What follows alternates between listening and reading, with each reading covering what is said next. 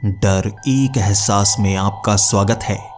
इस चैनल पर आपको सुनने को मिलती हैं डरावनी और सच्ची भूतिया कहानियाँ। अगर आपको ऐसी ही वीडियोस देखना पसंद है तो हमारे इस चैनल को सब्सक्राइब करना ना भूलें। अब पढ़ते हैं आज की कहानी की ओर।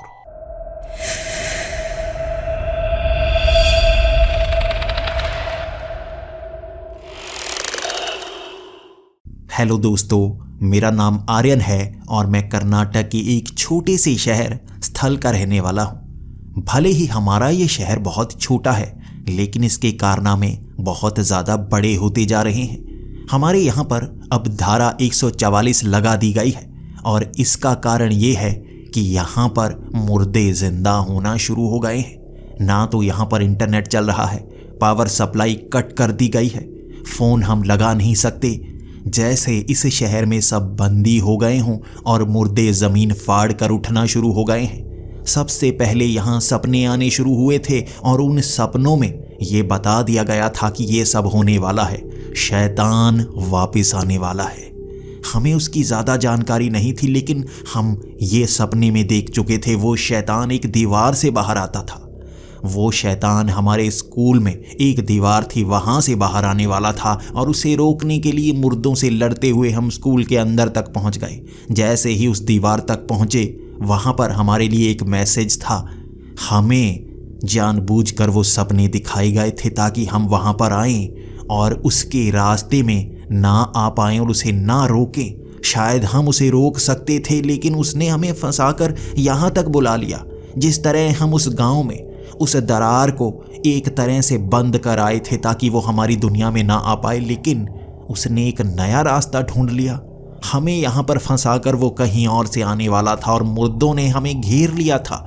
हमारी मौत शायद वहीं पर हो जाती। उनसे हम लड़ तो पा रहे थे, लेकिन वो धीरे धीरे शक्तिशाली होते जा रहे थे। वो जुड़कर नया आकार बना लेते और हमारी तलवारें, हमारे बेसबॉल बैट कुछ नहीं कर पा रहे थे। हमें लगा था आज हम यहीं पर मरने वाले हैं और उनका हिस्सा बनने वाले हैं। तभी हमारी मदद के लिए कोई आया था। उसने उन मुर्दों को ज़मीन में गाड़ दिया। उसके पास अजीब सी शक्ति थी।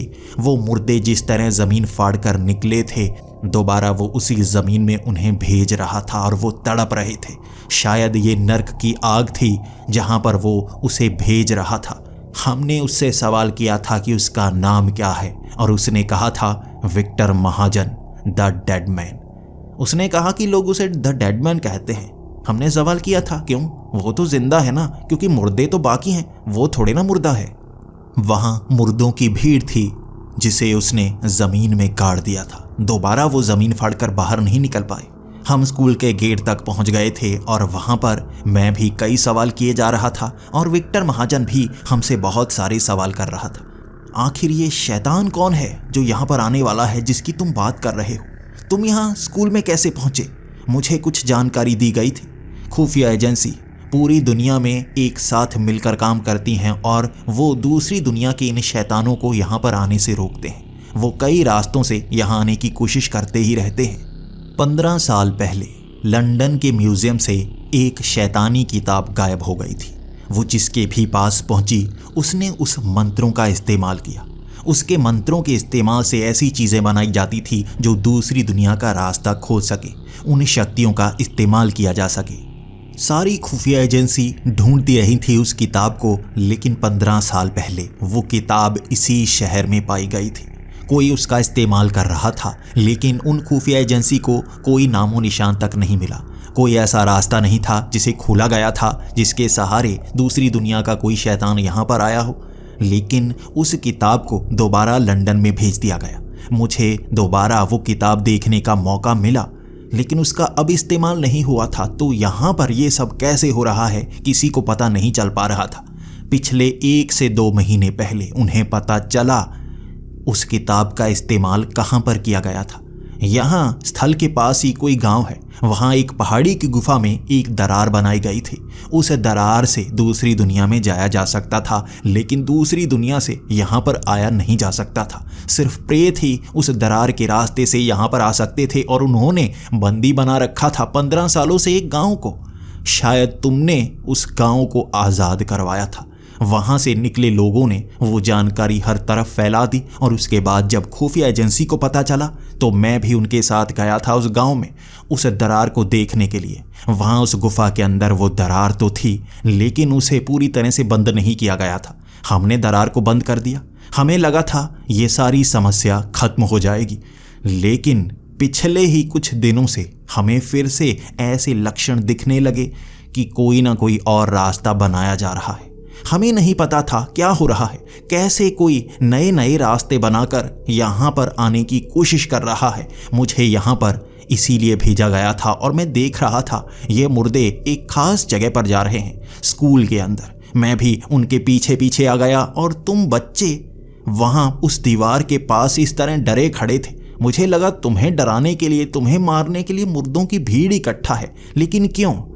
अब मुझे पता चला तो तुम ही ने वहां उस दरार को बंद करने की कोशिश की थी, उन प्रेतों को वहां पर फंसाया था। इसके बाद मेरा यह सवाल था, लेकिन अब भी यहां मुर्दे जिंदा कैसे हो रहे हैं? तो विक्टर ने जवाब दिया था, कोई तो ऐसी चीज है जो दूसरी दुनिया से यहां पर बची हुई है, किसी ने संभाल रखा है। कोई तो इंसानों में गद्दार है जो इस दुनिया को खत्म करना चाहता है। कौन हो सकता है? उस चीज को हमें जल्द से जल्द पाना होगा और उसे वापस दूसरी दुनिया में भेजना होगा, क्योंकि कोई भी दूसरी दुनिया की चीज अगर हमारे यहाँ रहती है तो वो धीरे धीरे उस अलग आयाम के रास्ते को खोलने लगती है। हमें उस चीज को ढूंढना होगा, लेकिन शुरुआत कहाँ से करें हम पता नहीं लगा पा रहे हैं। अब तुम बच्चों ने उस गांव में उस दरार को बंद किया था, मुझे लगा शायद तुम्हें कुछ पता होगा, लेकिन तुम तो सबसे नल्ले लग रहे हो। और ये क्या, तांत्रिकों जैसी माला पहनकर ये लहसुन शरीर पर टांग कर क्या कर रहा है? हमारी नज़र जैसे ही जग्गी की तरफ पड़ी, हम खुद शर्मिंदा थे। जग्गी कैसी कैसी हरकतें करता है, लोगों के सामने हमारा मजाक बन ही जाता है। लेकिन जग्गी के चेहरे पर मुस्कान थी। उसने कहा था, शायद मुझे कुछ पता हो सकता है। उसकी मुस्कान देखकर मुझे खुशी हुई थी, शायद उसके पास कोई प्लान है। लेकिन उसने जब अपना मुंह खोला तो ये शब्द सबसे अलग थे। उसने कहा, अरे विक्टर सर हमारे साथ हैं। जो भी मुर्दे ज़मीन से निकलेंगे दोबारा ज़मीन में गाड़ देंगे। वो शैतान आएगा दोबारा ज़मीन में गाड़ देंगे। परेशानी खत्म हो चुकी है, ये सबका अंत कर देंगे। अब हमारे पास कोई जवाब नहीं था, लेकिन विक्टर ने वो जवाब दिया। पहला झापड़ जग्गी के चेहरे पर पड़ा और उसके बाद उसने कहा, अगर मैं उस शैतान को ज़मीन में गाड़ पाता तो मैं पहले का गाड़ चुका होता। उन्हें खत्म नहीं किया जा सकता, सिर्फ बंदी बनाया जा सकता है उस दूसरी दुनिया के अंदर। अगर वो यहाँ पर आ जाएं तो बहुत परेशानी हो सकती है, और मुझे इतना अनुभव नहीं है। मैं एक शाप से बंधा हुआ हूँ कि मेरी कभी मौत नहीं होती, लेकिन उस शैतान की कभी मौत होती ही नहीं। मैं तो कभी ना कभी अंत के नज़दीक जाऊँगा। वो कभी नहीं मरता, बस बंदी रहता है। अगर वो यहाँ पर आ गया तो कुछ बहुत बुरा होगा जिसे मैं भी रोक नहीं पाऊंगा। दोपहर के 12 बज चुके थे। हमारे पास कोई प्लान नहीं था। जितने भी मुर्दे हमारे करीब आते, विक्टर उसे जमीन में गाड़ देते। अब विक्टर का कहना था, हमें उस दरार के पास जाना होगा। हो सकता है वो दरार दोबारा खुल गई हो और उसी के कारण यहाँ पर ये मुर्दा जिंदा हो रहे हों। हमें उस गांव की तरफ जाना था और सबसे छोटा रास्ता तो हम जानते थे। मुर्दे जितने भी रास्ते में आते हम जमीन में गाड़ते जाते। हमारी तलवारें भी अब बेअसर होती जा रही थीं, क्योंकि मुर्दों पर जैसे ही हम तलवार मारते उनके शरीर पर बना हुआ कट बड़ी ही जल्दी ठीक हो जाता। हम चलते हुए उस गांव की तरफ जा रहे थे और यहाँ पर बहुत सारे पेड़ काले रंग के हो चुके थे। ज़मीन से सड़न की बदबू आने लगी थी। ज़मीन से एक अजीब सी पीले रंग की रोशनी निकलने लगी थी और इस रोशनी को देखकर मन घबराया जा रहा था। ये रोशनी ऐसी थी जैसे ज़मीन के नीचे लावा काफ़ी ऊपर तक आ गया हो। बस ज़मीन फटेगी, अब लावा बाहर की तरफ बहना शुरू हो जाएगा, बिल्कुल उस सपने की तरह। सपने में यही दिखाया गया था, लेकिन सपने में भ्रम भी दिया गया था कि वो दीवार से वो शैतान आएगा हमें फंसाने के लिए। शायद ये भी एक भ्रम हो। इसे मानकर ही हम आगे बढ़ चले थे। जैसे ही हम उस गांव तक पहुँचे, उस गांव की हालत बहुत बुरी थी। वहाँ जितने भी घर थे जलाए जा चुके थे, लोग उजड़ चुके थे, सामान बाहर फेंका जा चुका था। हमें वहाँ बहुत सारी लाशें देखने को मिली। यकीनन उन मुर्दों ने इस गांव में बहुत ज़्यादा तबाही मचाई थी, इतनी तबाही जितनी शहर में भी नहीं मचाई थी। लेकिन क्यों? वहां पर बहुत सारा सामान बिखरा पड़ा था और उन्हें पहचाना जा सकता था। ये वैसा ही सामान था जैसा उस गुफा के अंदर वो प्रेत बनवा रहे थे। यहाँ उस सामान को बाहर निकाला गया था और कहीं और पहुंचाया जा रहा था। वहां कई मुर्दे दिखे जिन्होंने छोटा छोटा सामान पकड़ रखा था और वो किसी को नुकसान नहीं पहुंचा रहे थे, बल्कि छिपते छिपाते हुए उस सामान को कहीं पर ले जा रहे थे। हमें अब ये पता लगाना था कि वो सामान ले जा कहाँ पर रहे हैं, लेकिन उन मुर्दों से बात नहीं की जा सकती थी। जैसे ही मुर्दे हमें देखते वो आपस में चिपक कर बड़े आकार बनाते और हमें मारने की कोशिश करते, जबकि वहाँ पर और भी कई सारे लोग थे, उन्हें वो खरोंच तक नहीं पहुँचाती। वो अलग ही मकसद लेकर यहाँ पर काम कर रहे थे, बस हम ही थे जो उनके दुश्मन थे। लेकिन विक्टर के आगे होते हुए उन मुर्दों की एक ना चली, जमीन में गड़ते चले गए। इसके बाद हम उस गांव से आगे निकले थे उस गुफा की ओर। लोग घरों में दुबके पड़े थे। वो लकड़ी के बने हुए घर, उनके दरवाजे भी फाड़े जा चुके थे। कई लोगों को मारा जा चुका था और कमज़ोरों को छोड़ा जा चुका था, क्योंकि वो किसी का नुकसान नहीं कर सकते थे। जितने भी लोगों को मारा गया था, धीरे धीरे वो भी जिंदा होकर उन मुर्दों में बदल रहे थे। उस गुफा तक पहुंचते पहुंचते हमें बहुत सारे मुर्दे दिखे। हर मुर्दा समझदार सा लग रहा था, हमें देखकर छिप रहा था। हर किसी को जैसे डर लग रहा था। जो पहले ही मरे हुए थे उन्हें किस चीज़ का डर था। हर किसी के हाथ में कोई ना कोई सामान। वो कड़ियों को जोड़ रहे थे, कुछ बना रहे थे, लेकिन कहाँ। हम उस गुफा के अंदर गए और वहाँ पर पहले से रखा हुआ सारा सामान गायब हो चुका था। हमने इस गुफा को बिल्कुल बंद कर दिया था। वहाँ ऊपर से पत्थर गिरा दिए थे, लेकिन किसी ने इस गुफा के पत्थरों को हटाया, इस सामान को बाहर निकाला और ये मुर्दे ही थे। ये सब मुर्दों के जिंदा होने के बाद ही हुआ है। जैसे ही हम उस दरार तक पहुंचे, वो दरार काले रंग की हो चुकी थी, यानी कि पूरी तरह से बंद। वहां पर विक्टर महाजन ने भी कहा था, इस दरार को पूरी तरह से बंद कर दिया गया है। अब कोई भी इस दरार को नहीं खोल सकता। ये मुर्दे इस रास्ते से जिंदा नहीं हो रहे हैं। कोई और जरिया है, ना तो ये किताब है, ना ये दरार है। इसके सिवा कौन सी ऐसी चीज हो सकती है जो दूसरी दुनिया से जुड़ाव बनाकर रखे हो। हमें उसे ढूंढना होगा। इसके बाद हमारे पास कोई और रास्ता नहीं था। हम कैसे जान पाते कौन है जो इनकी मदद कर रहा है। वो हम में से एक गद्दार हो सकता है, लेकिन कौन। वो रह तो स्थल में ही रहा है, क्योंकि मुर्दे यहीं पर जिंदा हो रहे हैं। इस शहर से बाहर कोई भी मुर्दा जिंदा नहीं हुआ है, ये विक्टर महाजन ने हमें बता दिया था। वहां से हम बाहर निकले और उस पहाड़ी के पीछे छिप गए। वहां हम इंतजार करने लगे थे कि कोई ना कोई मुर्दा तो आएगा। यहाँ अब भी बहुत सारा सामान पड़ा था जिसे कहीं ना कहीं तो ये पहुंचाना चाहेंगे। हमने 2 मुर्दे देखे जो छिपते हुए आ रहे थे। जैसे ही वो गुफा के अंदर गए, उन्होंने वो सामान उठा लिया। ये उस मशीन के आखिरी हिस्से थे। अगर हम इन मुर्दों को नहीं रोक पाए, शायद ये मशीन के हिस्से वहाँ पर ले जाएंगे और मशीन दोबारा बना लेंगे। वो मशीन जो इस दरार को बड़ा कर सकती थी। हमें अब ये रोकना ही होगा। हम उन मुर्दों का पीछा करने लगे। वो मुर्दे सीधा स्थल की तरफ ही जा रहे थे, लेकिन लंगड़ाते लंगड़ाते, इसलिए हमें भी बहुत देर हो रही थी। समय शाम के 4 बजे का हो गया था और डर भी हमें बहुत ज़्यादा लगने लगा था। आज की रात ही वो शैतान यहाँ पर आने वाला है, उससे पहले ही उसे रोकना होगा। ना तो हमें ये पता है कि वो शैतान किस रास्ते से यहाँ पर आने की कोशिश कर रहा है, ना तो हमें ये पता है उसकी मदद कौन कर रहा है। हमें तो कुछ भी नहीं पता, और विक्टर महाजन मदद भी तब कर सकता है अगर उसे सब जानकारी हो। हम उन मुर्दों का पीछा करते रहे और वो अब शहर के बाहर की तरफ जा रहे थे। वहाँ पर बंद पड़ी कुछ फैक्ट्री हैं। वो हॉल बिल्कुल खाली पड़े हैं, ना कोई मशीन है वहाँ पर, ना ही वहाँ पर कोई जाता है। लोगों का कहना है कि वहाँ पर भूत प्रेत रहते हैं, उनकी आवाज़ें सुनाई देती हैं, लेकिन कभी भी उन भूतों को किसी ने देखा नहीं था। हर कोई डर कर वहाँ से भाग जाया करता था। हम उसी तरफ उसके पीछे जा रहे थे। वो मुर्दे धीरे धीरे फैक्ट्री के अंदर घुसने लगे और पीछे वाली फैक्ट्री जहाँ पर बहुत सारा घास था, वो उसी दिशा में जा रहे थे। तभी हमारी नज़र पड़ी आसपास छिपे हुए मुर्दे जो कोई काम कर रहे थे। वो धीरे धीरे सामान को ले जा रहे थे, छिपते छिपाते हुए, जैसे वो एक दूसरे से भी छिप रहे हों।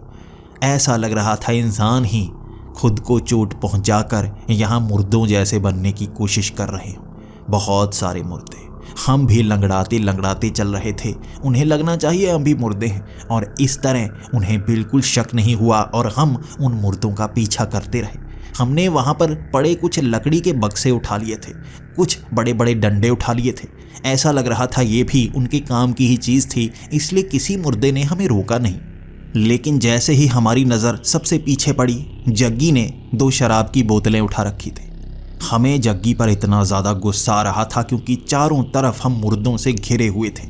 अगर किसी मुर्दे को हम पर शक हुआ तो सब हम पर टूट पड़ेंगे। समय हमारे पास कम है। विक्टर महाजन ज़रूर उन सब को ज़मीन में गाड़ देता, लेकिन उसमें समय बहुत लगता। समय की ही तो कमी थी। और जग्गी इन शराब की बोतलों से क्या करने वाला था हमें नहीं पता था। बोतलें उठाए बस पीछे पीछे चले जा रहा था।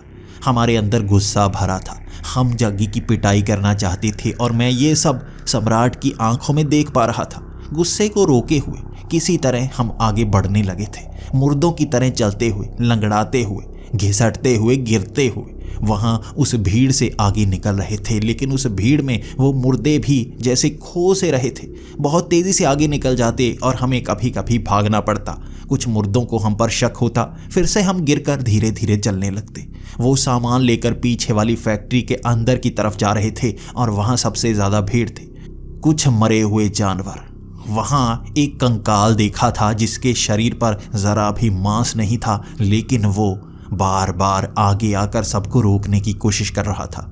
उसने हमारी आंखों के सामने 2 मुर्दों को आधे से फाड़ कर रख दिया था।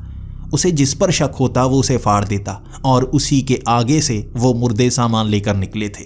यानी कि हमें भी वहीं से निकलना था और अगर उसे हम पर शक होता तो वो हमें फाड़ देता। अगर हम उसे रोकने की कोशिश करते तो सब मुर्दे हम पर टूट पड़ते। बड़ी मुश्किल से डरते डरते सबसे पहले मैं आगे गया था। उसने मुझे कुछ नहीं कहा और आगे जाने के लिए कह दिया। मेरे बाद सम्राट आया। सम्राट भी बड़ी आसानी से निकल गया क्योंकि उसके हाथ में भी एक मशीन जैसी चीज़ थी। शायद उसे लगा इसका भी कोई काम होगा। बड़ी आसानी से हम दोनों निकल गए थे, लेकिन डर तो था जग्गी का। आखिर जग्गी कैसे निकलेगा? शराब की बोतलें ज़रूरी नहीं होती, यहाँ मशीनों का काम है। उस बेवकूफ़ को यहाँ हम नहीं बचा पाएंगे। लेकिन हमारी नज़र जैसे ही पीछे पड़ी, जग्गी विक्टर के कंधे पर चढ़ा हुआ था। ऐसा लग रहा था उसकी बेवकूफ़ी की हदें टूटती जा रही हैं और विक्टर के कंधे पर चढ़ा हुआ ऐसा लग रहा था वो उससे जुड़ा हुआ हो। उसने एक शर्ट आधी विक्टर को पहना दी थी, आधी खुद पहन रखी थी। वो भी 2 इंसानों की जुड़ी हुई लाश लग रही थी और विक्टर के हाथ में कुछ छड़ें थी। उसे देखने के बाद वो हड्डियों का ढांचा ऊपर जग्गी की तरफ देखने लगा। उसके हाथ में बोतलें थी। अब दोनों एक जैसे ही लग रहे थे, जैसे जुड़े हुए हों, इसलिए उस हड्डियों के ढांचे ने आगे जाने के लिए कह दिया। भले ही जग्गी जितना भी बेवकूफ़ हो, लेकिन उसकी किस्मत हर बार उसे बचा ही लेती है। इस बार भी वैसा ही हुआ था। हम चारों अब आगे की तरफ बढ़ने लगे थे, लेकिन टांगे नीचे चल रही थीं सिर्फ 6। जग्गी तो विक्टर के कंधों पर बड़ी आसानी से आगे बढ़ रहा था। हम अब उस फैक्ट्री के अंदर गए और वहाँ पर वैसे मुर्दों की संख्या बहुत ज़्यादा थी। वो किसी मशीन को बना रहे थे। उन मुर्दों की हड्डियां भी उस मशीन में जुड़ी जा रही थीं। वहाँ कई छोटी छोटी मशीनें थीं, जबकि पीछे एक बड़ी मशीन थी जिस पर कपड़ा डाला गया था। कपड़े के अंदर वो मुर्दे घुसते, उन मशीन के हिस्सों को वहाँ पर जोड़ते जाते और आखिरी हिस्से वो 2 मुर्दे आगे लेकर जा रहे थे। जैसे ही वो कपड़े के अंदर घुसे, हमें डर लगने लगा था। उन्होंने उन टुकड़ों को कहीं पर लगाया, जिसके बाद वो कपड़ा हिलने लगा था। वो बड़ी मशीन के अंदर से जैसे हवा निकलनी शुरू हो गई थी। चारों तरफ हवा निकलती और तेज़ प्रेशर कुकर जैसी सीटी निकलती और उसके बाद वो कपड़ा हिलने लगा और उन्होंने वो कपड़ा नीचे की तरफ कर दिया। ये बड़ी सी मशीन थी जिसमें कई रोटेटर्स लगे हुए थे। बार बार वो घूमते और अंदर से नीले रंग की बिजली निकलती, बिल्कुल ना आवाज़ करने वाली बिजली, जैसी आसमान में उन बादलों से निकल रही है। वो बिजली नीचे से ऊपर की तरफ जाती और ऊपर बादलों में छा जाती। अब हमें पता चल रहा था ऊपर वाली बिजली कहाँ से निकल रही है, उसका सोर्स क्या है। ये मशीन यहाँ से वो उस बादल की तरफ नीले रंग की रोशनी भेज रही है, बिना आवाज़ वाली। वो ऊपर चमक रही है। उस मशीन के बिल्कुल सामने कोई और खड़ा हुआ था जिसने काले रंग की हुडी पहन रखी थी। वो एक चोले जैसा था, वो चमकीला सा था और उसके हाथ में एक किताब थी। उस किताब से वो मंत्रों को पढ़ रहा था, लेकिन उसकी आवाज़ बहुत ज़्यादा भारी। वो उन शब्दों को बोलता जाता और उस मशीन के अंदर से वो नीले रंग की रोशनी गोले जैसा बनाती जाती। बार बार ऐसा ही हो रहा था। बिजली ऊपर बादलों की तरफ जाती जा रही थी और वो मशीन बहुत ज़ोर से कांपने लगी। वो गोला बड़ा होने लगा। ऐसा लग रहा था जैसे दरवाज़ा खुलने वाला हो। विक्टर महाजन ने वहीं पर अपना रूप दिखाना शुरू कर दिया। पास में खड़े उन मुर्दों को ज़मीन में गाड़ना शुरू कर दिया और मुर्दे झटपटाकर हमारी तरफ आ रहे थे। वो विक्टर को रोकना चाहते थे। विक्टर भी बड़ी तेज़ी से उन्हें ज़मीन में गाड़ता गया और हम भी उन छोटी छोटी चीज़ों को उठा उठा कर मार रहे थे उन मुर्दों पर, लेकिन उन्हें चोट तक नहीं लग रही थी। हमारे पास वो कपड़ों में छिपी हुई तलवारें थीं, जिन्हें मारकर हम उनके शरीर के हिस्से करने की सिर्फ कोशिश कर रहे थे। हिस्से हो नहीं रहे थे हमसे। कुछ समय के लिए उन्हें धीमा करते और विक्टर महाजन की बस छोटी सी मदद होती, लेकिन यहाँ मुर्दों की संख्या बहुत ज़्यादा बढ़ती जा रही थी। वो मुर्दे रोकना चाहते थे। वो काली हुडी वाला मंत्रों को बोलकर उस गोले को बड़ा कर रहा था। उसके अंदर से कुछ दिखने लगा था। ऐसा लग रहा था वो लावा जैसा, वो लावा चमकता हुआ वो दिखने लगा था उसके अंदर से। शायद यही है, यहाँ पर धरती फटना शुरू हो जाएगी, हमें ऐसा लग रहा था। लेकिन उन मुर्दों को कैसे रोकते हम? वो मुर्दे चारों तरफ घिर चुके थे। 100 से ज़्यादा थे वो, और हमें यहाँ घेर रखा था। वो काले चोले वाला तेज़ी से मंत्रों को पढ़ता गया और वो काले चोले वाला तेजी से मंत्रों को पढ़ता जा रहा था और घबराता जा रहा था। वो रुकना नहीं चाहता था। हम चीखें मारकर उसे रोकना चाहते थे। हम हाथ में जो आता उठाकर मारते। हमने 2 तलवारें भी उस तरफ फेंकी थी कि वो रुक जाए, लेकिन हम बच्चे हैं, हमारे पास इतनी ताकत नहीं कि भारी तलवार को इतनी दूर तक फेंक पाते। वो मुर्दे भी अब हथियारों का इस्तेमाल करने लगे थे। विक्टर महाजन के हाथ में कोई हथियार नहीं था, लेकिन उसके शरीर पर बड़े बड़े कट हो चुके थे। उन मुर्दों ने भी हड्डियां ही उसके शरीर में घोंपनी शुरू कर दी। हमें ऐसा लग रहा था हम हार रहे हैं, हम रोक नहीं पाएंगे इन मुर्दों को और वो शैतान कदम रखेगा हमारी इस दुनिया में। लेकिन विक्टर महाजन, हमें उसका वो रूप देखने को मिला था। उसने कई मुर्दों को ज़मीन में गाड़ना शुरू कर दिया और बड़ी सी दरार बना दी थी उसने। उसके अंदर से निकलने वाली रोशनी जड़ों जैसी थी। वो पकड़ पकड़ कर उन मुर्दों को खींचना शुरू हो गई थी। वो उन मुर्दों को ज़मीन में गाड़ता गया जैसे वो शक्ति यहाँ लहरा रही हो। आसमान में रोशनी बिछती जा रही थी। उन मुर्दों का सफाया करते ही सामने हमें रास्ता दिख रहा था मुर्दों के बीच से। विक्टर ने हमें इशारा किया था, उस काले चोले वाले को रोको, वो उस मंत्रों का इस्तेमाल ना कर पाए। मुझे लगता है ये रास्ता यहीं से खुलेगा। हम भागते हुए आगे गए थे, लेकिन मेरा पैर वहाँ मुर्दों ने पकड़ रखा था। वहाँ 3 मुर्दे थे। ये छोटे बच्चों की लाशें लग रही थी, लेकिन वो दांत गड़ा रहे थे टांगों में, इसलिए मैं उनसे बचने की कोशिश करता रहा। लेकिन दूसरी तरफ जग्गी भी वहाँ भारी चीज़ों को मार मार कर उनकी खोपड़ियाँ तोड़ रहा था। वो मार रहा था उन मुर्दों को। कई मुर्दों को उसने मारा, लेकिन वो भी भीड़ में फंसता जा रहा था। वहाँ सिर्फ खाली सम्राट था, जो हमारी पीठों पर चढ़ता हुआ आगे निकल गया और उस काले चोले वाले को रोकने के लिए उसने उसके ऊपर ही छलांग लगा दी। हो सकता है ये सबसे शक्तिशाली मुर्दा हो या यही शैतान हो। उसने उसके ऊपर ही छलांग लगा दी थी और वो किताब उसके हाथ से निकली थी। वो मंत्र भी अब रुक चुके थे और वो काले चोले वाला आगे गिरा।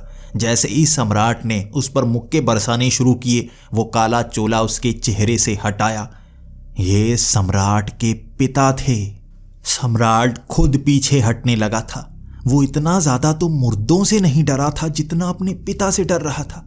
उसके पिता भी ज़मीन से अब उठना नहीं चाहते थे और वहीं पर लेटे लेटे जैसे आंखें बंद करने लगे। विक्टर महाजन ने वहाँ पर मुर्दों का जैसे विनाश ही कर दिया था। बाकी बचे सब मुर्दे बाहर की तरफ भागने लगे थे। वो एक रोशनी नीले रंग की जो उस मशीन से निकली थी, वो बड़ा हो रहा गोला अचानक से छोटा हो गया और वो नीली रोशनी बादलों में जा घिरी। उसके बाद वो मुर्दे बाहर की तरफ भागना शुरू हो गए थे, जैसे यहाँ पर कुछ होने वाला हो। इसीलिए मुर्दे डर कर बाहर की तरफ भागने लगे। अब विक्टर महाजन ने सम्राट के पिता को उसके गले से पकड़ रखा था और कहना शुरू किया था, क्यों शैतान को यहाँ लाना चाहते हो? ये तुम हो जो गद्दारी कर रहे हो।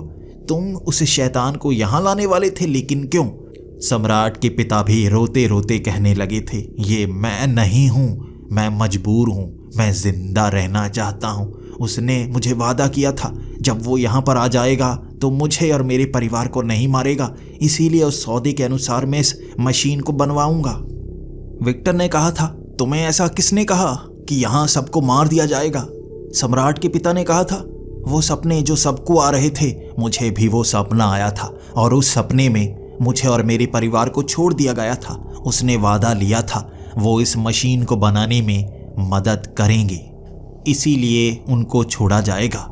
मैं यहाँ पर इस मशीन को बनाने का रास्ता जानता हूँ। 15 साल पहले इस मशीन को बनाने के वो दस्तावेज मैंने जला दिए थे। मैं यहाँ से गायब होना चाहता था, इसीलिए अपना एड्रेस भी किसी को नहीं बताया। मैं छिपका रहा करता था, लेकिन किसी ने वो रास्ता दोबारा खोला।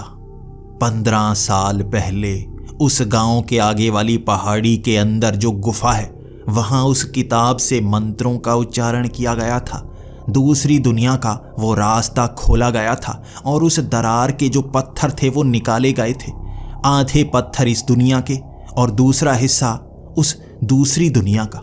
किसी के पास है वो पत्थर लावे की तरह चमकता हुआ, उसके अंदर से शैतान निकलता है और बातें करता है उससे जिसके पास वो पत्थर है। वो है गद्दार, मैं नहीं, मैं तो मजबूर हूँ। इस मशीन से निकली नीली बिजली बादलों में जा चुकी है। अब वो बिजली अगर उस पत्थर पर पड़ी तो रास्ता खुल जाएगा उस दुनिया से आने का, और वो शैतान उस दरार से जो ज़मीन में बन जाएगी उससे यहाँ आ जाएगा और उसके बाद हमारी इस दुनिया पर राज करेगा। 15 साल पुराना उसका सपना सही होने का समय आ गया है। हमें जिंदा रहने के लिए उससे समझौता करना होगा। विक्टर महाजन ने सम्राट के पिता को वहीं फेंक दिया था और उसके बाद सवाल किया था, कौन है वो गद्दार? सम्राट के पिता ने कहा था, मुझे नहीं पता, कोई है जिसके पास वो पत्थर है। उसने 15 सालों से कहीं छिपा कर रखा है। वो उससे बात करता है, लेकिन कभी भी शैतान समझ नहीं पाया उस पत्थर को कहाँ पर छिपा रखा है। किसी को वो पता ही नहीं है। वो इतना तेज दिमाग इंसान है जिसने पत्थर को छिपा कर रखा हुआ है और वो शैतान उसे बेवकूफ़ बनाने के लिए 15 सालों से लगा है। हर रोज़ उससे बातें करता है, लेकिन वो कभी भी फंसता ही नहीं। दुनिया का शायद सबसे तेज दिमाग इंसान है वो। इसके बाद हमारे पास जवाब नहीं था, कैसे ढूंढें उसे। वो नीली बिजली आसमानों से निकलकर उस पत्थर पर गिरेगी और रास्ता खोल देगी। आज वो दिन है जब वो पत्थर को खुले आसमान में लेकर आएगा, लेकिन कैसे उसने 15 सालों से इसे दबा रखा है और आज क्यों बाहर लेकर आएगा? सवाल बहुत सारे थे, जवाब देने वाला कोई नहीं था। हम एक दूसरे की तरफ झांकने लगे। ना तो विक्टर महाजन के पास जवाब था, ना सम्राट के पास, ना उसके पिता के पास, ना मेरे पास। बस एक ही इंसान था जिसने अपना मुंह खोला था उस माहौल में जहां सब डरे हुए थे, जग्गी। वो बेवकूफ़ फिर से कुछ ऐसी ऊट पटांग बात ही करने वाला था। उसने कहा, पत्थर? कैसा पत्थर? जो आधा हमारी इस दुनिया का लगता हो, यानी कि काले रंग का पत्थर, और आधा उस शैतानी दुनिया का, यानी कि वैसा चमकता हुआ पत्थर। तब सम्राट के पिता ने कहा था, हाँ, वो लावे जैसा दिखने वाला पत्थर जिसके अंदर से चेहरा नजर आता है शैतान का। तब जग्गी बोला था, अच्छा, वो पत्थर जिससे पापा बात किया करते हैं। जग्गी के ये शब्दों ने हमारे कान खड़े कर दिए थे। मैंने सबसे पहले पूछा था, क्या तुम जानते हो वो पत्थर तुम्हारे पिता के पास है? जग्गी ने कहा था, हाँ, वो तो साधारण पत्थर है। मैं हमेशा से मानता हूँ पिता को कुछ नहीं आता मेरे, वो वैसे ही वशीकरण की बातें करते रहते हैं। वो हमेशा से कहा करते थे, ये चमकने वाला पत्थर उसको भविष्य बताता है, सब कुछ बताता है, क्या भविष्य में घटने वाला है और पीछे इतिहास में क्या घटा है। लेकिन वो हर चीज़ घुमा फिरा कर बताता है और जब भी वो सवाल पूछता है, मेरे पिता उसे बेवकूफ़ बना देते हैं। हमारी आंखें खुली की खुली रह गई थी। वो जग्गी के पिता थे, भोला तांत्रिक। वो था जो उस शैतान की मदद कर रहा था, और यहाँ पर सम्राट के पिता कह रहे थे वो शैतान। यहाँ हमारी धरती पर सबसे तेज दिमाग जग्गी के पिता को कह रहा है, जबकि उससे बड़ा मूर्ख तो हमने कभी नहीं देखा था। अब हमें पता था हमें कहाँ जाना चाहिए। हमें जग्गी के घर में ही जाना होगा। इसीलिए वो शैतान हमें जग्गी के घर से दूर कर रहा था। वहां पर बैठकर ही हमने सारा प्लान बनाया था और वो पत्थर भी यकीनन वहीं पर मौजूद होगा। जग्गी नहीं जानता था कि पिता वो पत्थर को कहां पर रखते हैं। यकीनन घर के अंदर ही रखते हैं, लेकिन वो रास्ता नहीं पता, वो कमरा नहीं पता। पिता बस बताया करते थे चमकते पत्थर के बारे में, और एक बार उस पत्थर को दिखाया था दूर से। हमें अब जग्गी के घर जाना था, और इसके बाद जैसे ही हमने उस तरफ बढ़ना शुरू किया, रास्ते में मिलने वाले वो मुर्दे हमें रोकने की कोशिश कर रहे थे। वो दीवार बना रहे थे, वो उस जगह को घेरे हुए थे, और आज शाम का 6 बजे का समय हो चुका था। रात तक वो रास्ता खुल जाएगा। आसमान में बिजली कड़कड़ाने लगी थी और आवाज़ भी करने लगी थी। वो ज़मीन पर कई जगह पड़ती, लेकिन उस जगह नहीं जहाँ जग्गी का घर था। वहाँ पर जब उसके पिता उस पत्थर को लेकर बाहर निकलेंगे, उस पर बिजली गिरेगी और रास्ता खुल जाएगा। 15 सालों से उस पत्थर को छिपा रखा है। आज बाहर लाने का कारण क्या होगा हमें नहीं पता था।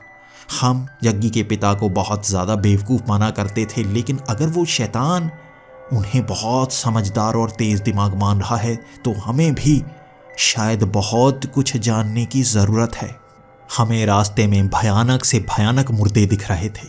वहाँ शाम होने के कारण थोड़ी थोड़ी रोशनी कम हो चुकी थी। आसमान से रोशनी उन बादलों को पार नहीं कर पा रही थी। सिर्फ वो बादल गरजते और नीले रंग की रोशनी छा सी जाती। हमें आगे बढ़ने में परेशानी हो रही थी, क्योंकि उन लाशों ने अपनी हड्डियों से ही रास्ता बंद कर रखा था। वहाँ ईंटें भर रखी थी, गाड़ियाँ पसा रखी थी, इस तरह कि हम आगे बढ़ ना पाएं, और मुर्दे छिप छिप कर हम पर हमला करते। विक्टर को बार बार वो पकड़ लेते, और विक्टर बहुत ज़्यादा चोटिल हो चुके थे। विक्टर हमारे साथ ज़्यादा आगे नहीं जा सकते थे।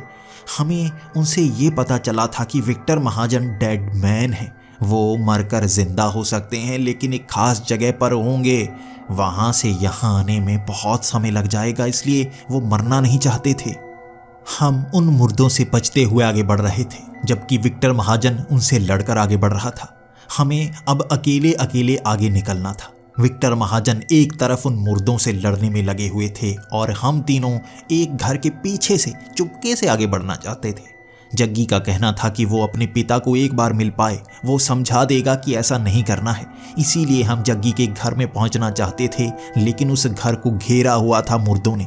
हम उस घर के काफ़ी करीब तक पहुंच गए थे, और वहां पर कई मुर्दों से जुड़कर बने हुए वो बड़े बड़े जानवर थे, मकड़ियों जैसे। एक घर के समान, एक मंजिल जितने ऊंचे वो मकड़ी जैसे मुर्दे बने हुए थे। वो इस तरफ झांक रहे थे कि हम इसी तरफ से आ रहे हैं। ऊपर से कड़कड़ाती हुई बिजली जैसे ही जमीन पर पड़ती, वहां जमीन में एक छेद सा हो जाता। उस छेद से पीले रंग की रोशनी सी निकलने लगती, लेकिन कुछ समय बाद वो दरार दोबारा भर जाती। जग्गी के घर के अंदर पहुंचने का कोई रास्ता नजर नहीं आ रहा था, और हम वैसे भी बहुत ज्यादा डरे हुए थे। लेकिन जग्गी की आंखें बहुत चमक रही थी। हम पहुंच गए हैं, अब यहाँ से घर जाने में बहुत आसानी होगी। हम लगभग जग्गी के घर से 5-6 घर की दूरी पर थे।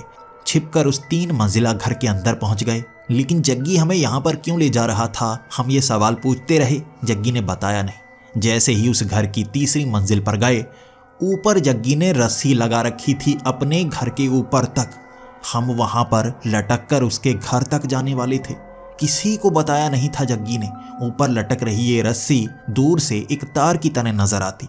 यहाँ से छिपता हुआ जग्गी अपने घर के अंदर पहुंच जाता होगा और किसी को पता तक नहीं चलता होगा।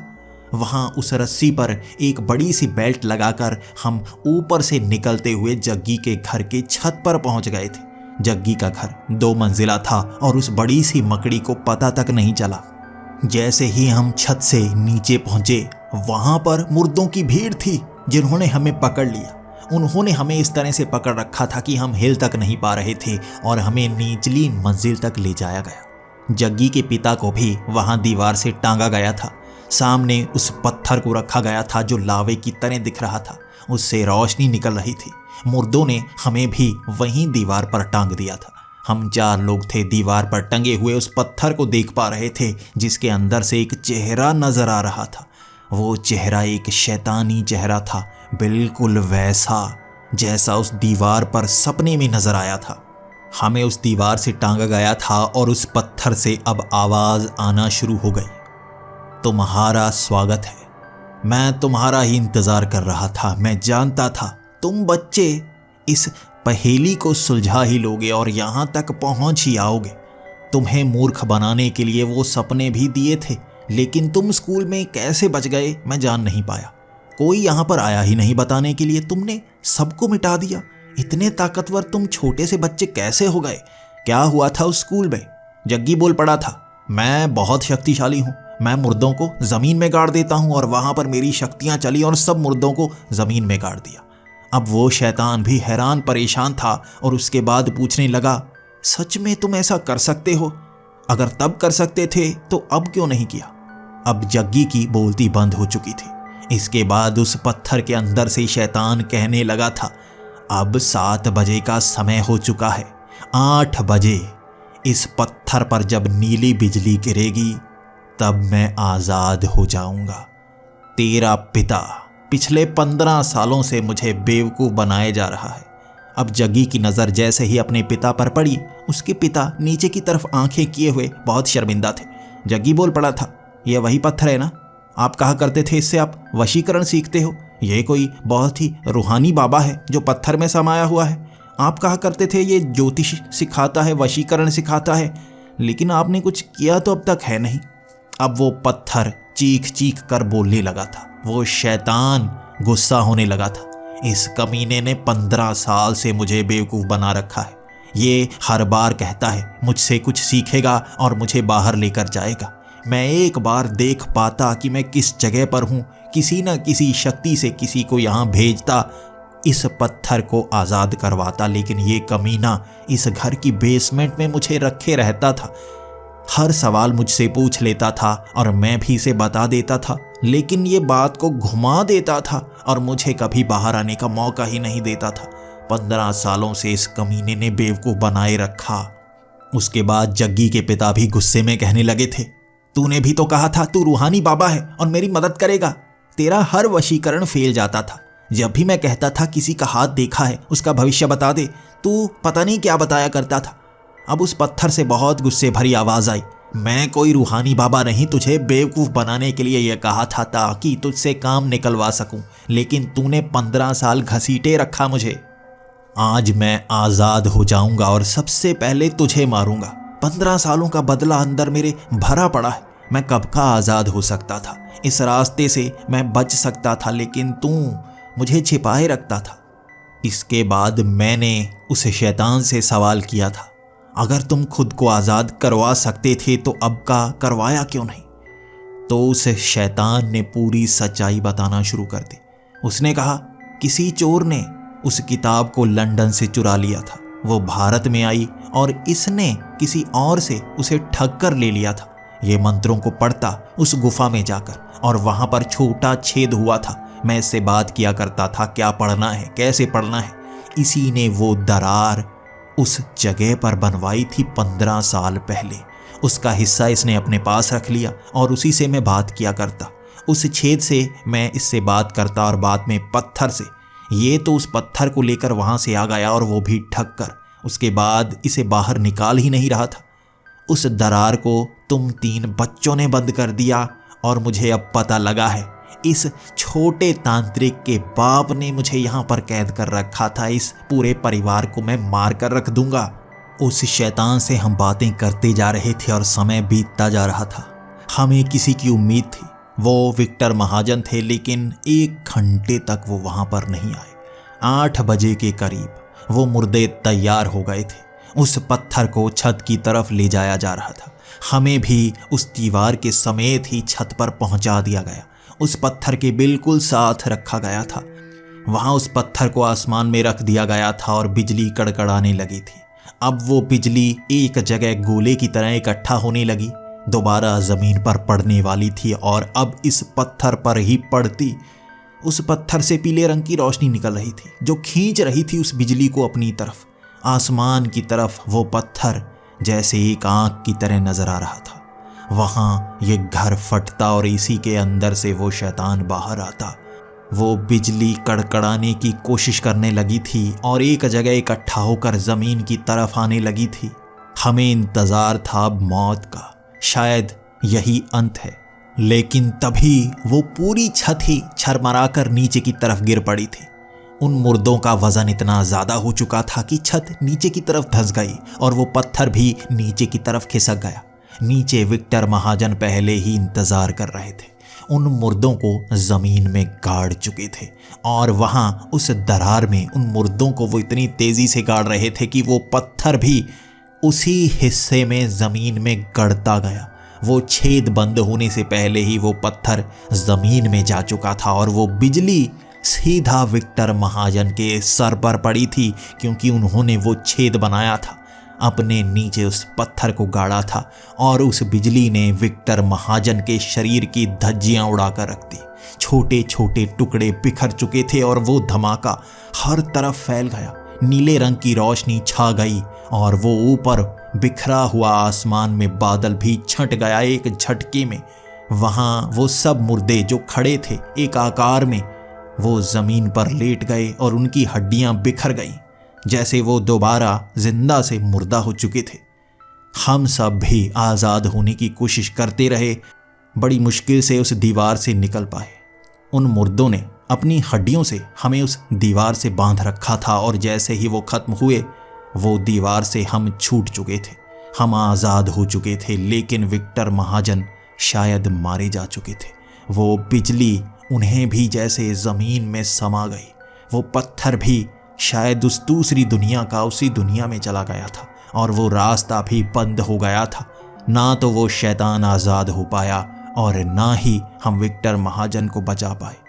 फिर से सब कुछ ठीक हो गया था और हम वहां सोचते जा रहे थे। लेकिन जग्गी और उसके पिता को हमने इस तरह से रोते हुए देखा था। शायद जग्गी के पिता को अपनी गलती का एहसास हुआ होगा। वो बहुत ज़्यादा रो रहे थे और जग्गी भी उन्हें गले लगाकर रो रहा था। ऐसा लग रहा था कि पिता और बेटे का प्यार जाग गया हो। हमने उन्हें चुप करवाया और कहा, सारी मुसीबत टल चुकी है, हमें इस तरह घबराने की ज़रूरत नहीं है, अब वो शैतान कभी नहीं आएगा। लेकिन जो शब्द जग्गी के पिता के थे वो बिल्कुल जग्गी के शब्दों के मेल जैसे थे। जग्गी के पिता ने कहा, अरे उस शैतान का क्या करना, अगर आना चाहता तो आ जाता, मुझे तो मेरे घर की पड़ी है, बड़ी मुश्किल से बनाया था, कमीनों ने छत भी तोड़ के रख दी।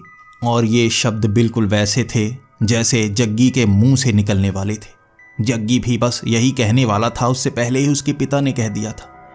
हमें नहीं पता कैसे उस शैतान को 15 सालों तक उसके पिता ने बेवकूफ़ बनाए रखा था, जो कुछ ही समय में किसी के द्वारा भी बेवकूफ़ बनाया जा सकता था। कैसे हो गया ये? इस सवाल का जवाब शायद दुनिया का कोई भी समझदार इंसान दे ही नहीं सकता था। उसके बाद घरों से हम बाहर निकले। जो लोग भी बहुत ज़्यादा डरे हुए थे वो भी घरों से बाहर आ रहे थे। शायद आपदा टल चुकी थी।